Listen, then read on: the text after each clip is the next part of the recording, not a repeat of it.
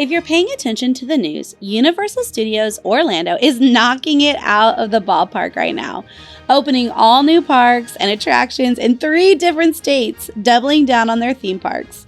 So are they actually beating Disney at their own game? Come hang out with me for a little while and let's find out together.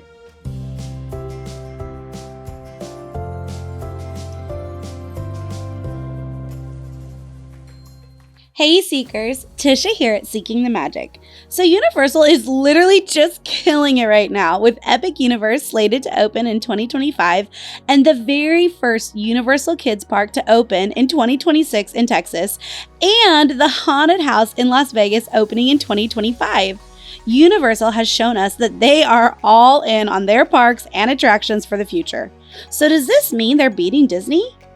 Or since we've heard about all these great things that are coming up here in Universal over the next few years, and recently we've heard rumors of things that could potentially happen at Disney, maybe it just seems like Universal is beating Disney. Or maybe it's both.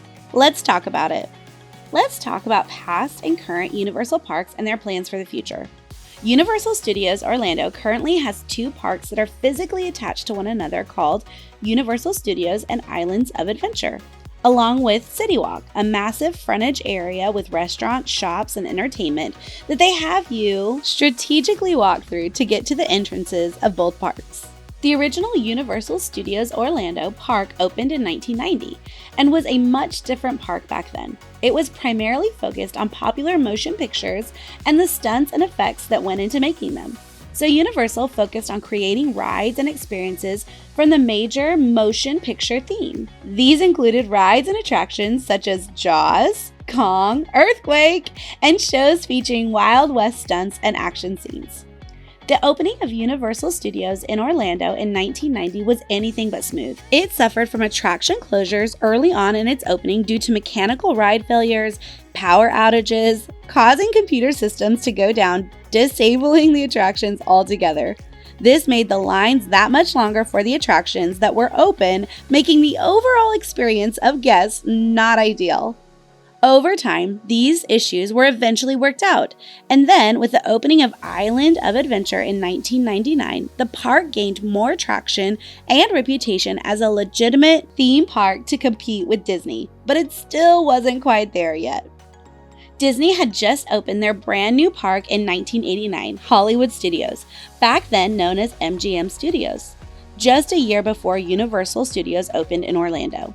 And then Disney opened their new Animal Kingdom Park in 1998, just a year before Islands of Adventure opened, adding to their theme park lands already in operation, Magic Kingdom and Epcot.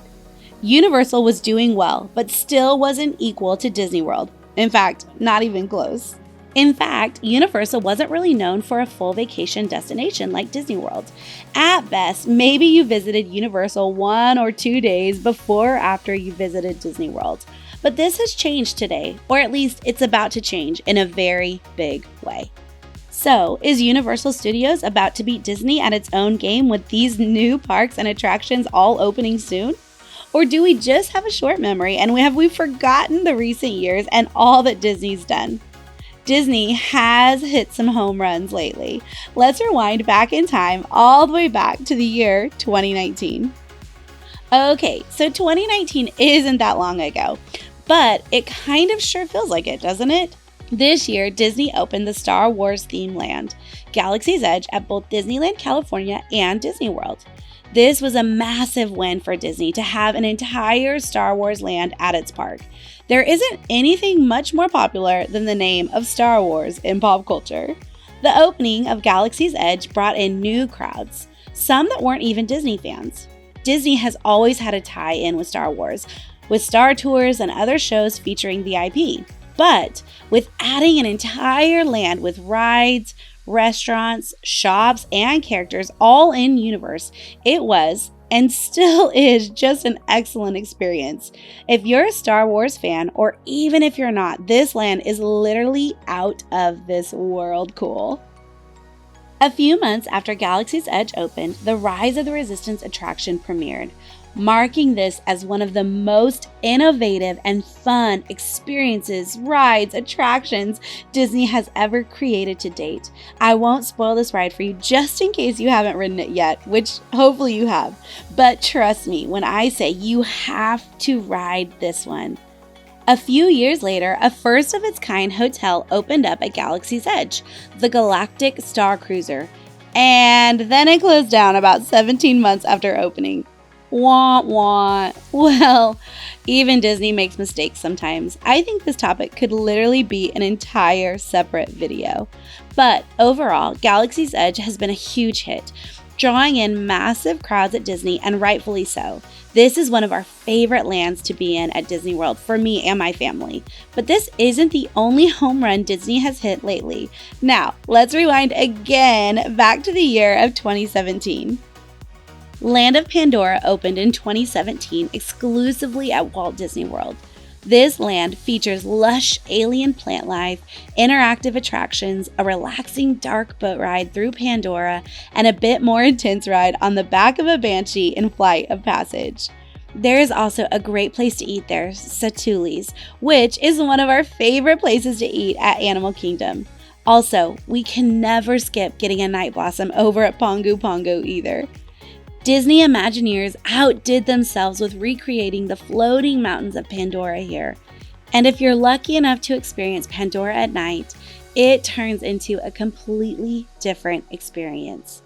This was a massive win for Disney as it continues to be one of the most visited lands. Both World of Pandora and Star Wars Galaxy's Edge were great addition to the Disney parks, while Universal didn't seem to be doing much at this time. However, when Disney did this, they seemed to be responding to something that Universal Studios had done that had happened that was just as big. For this, let's rewind all the way back to 2010. If there was anything big enough to compete with the popularity of Star Wars, it would probably be, you guessed it, Harry Potter, one of the biggest and most profitable franchises in history.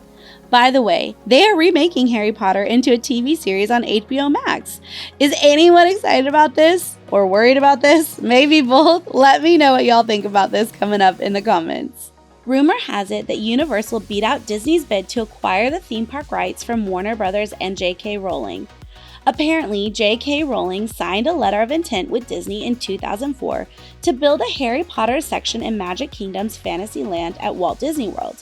However, this obviously didn't happen, and Universal ultimately acquired the rights to the park. This was a major move for Universal, one that sent a message to Disney that they aren't going anywhere and intended to compete in the theme park game for the long run. So, in 2010, Universal Studios' Island of Adventure opened the Wizarding World of Harry Potter. This land opened with the 3 rides, Harry Potter and the Forbidden Journey, Dragon's Challenge, which was later replaced by Hagrid's Magical Creature Motorbike Adventure, and Flight of the Hippogriff, and the theme recreating the experience of being in Hogsmeade. Okay, I just have to say this here. Y'all know how much I love Disney, but the Hagrid's Motorbike ride is probably my top favorite ride I have ever been on. Of all time. I'm not even joking. This ride is just killer. I love it so much, and if you have never been, you have to give it a shot. This land was so popular and successful, Universal moved forward with expanding the Wizarding World of Harry Potter into a brand new land in the original park of Universal Studios Orlando. So let's fast forward to 2014.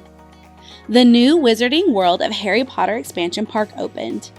This land featured themed recreations of Diagon Alley, London, brand new shops and dining, the ride Harry Potter and the Escape from Gringotts.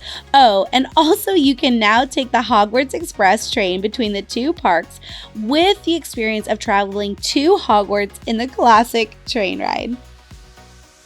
This was Universal Studios' triumph over Disney, one that would start a whole new level of competition between these 2 parks lasting years into the future.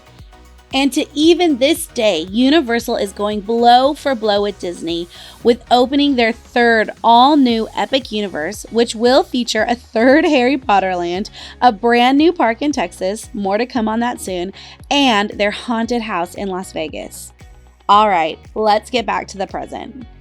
Let's fast forward to today. Disney parks and Universal Studios have been going back and forth with each other, coming out with more innovative and creative themes, lands, experiences, and rides. Universal tends to attract a little older crowd since they have more attractions that are thrill-based, as opposed to Disney, which their attractions are more focused on theme and experiences.